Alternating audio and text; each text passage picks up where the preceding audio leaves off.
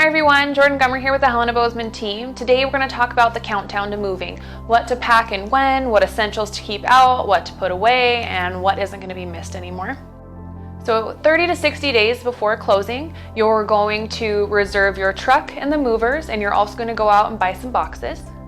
30 days before, you're going to start sorting through things. You're going to go from room to room, closet to closet, drawer to drawer, and you're going to separate things out into keep, toss, donate, or sell.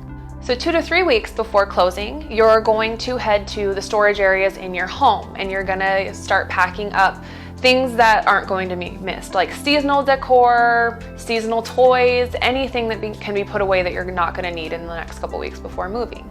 2 weeks before closing, you're going to pack a little survival kit.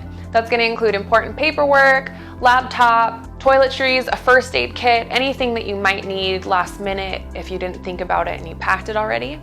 1 week before closing, you're going to pack up with unloading in mind. You want to make sure that you're marking boxes on the sides so it's easily identifiable with the room and what contents are in it. When you start loading the truck, you're going to start with furniture first, except for the beds. Then you're going to start with boxes, heaviest to lightest, and then your kitchen utensils, and then beds last. On move-in day, you're going to set up the beds first, then you're going to move on to the kitchen, and then you're going to start going from room to room.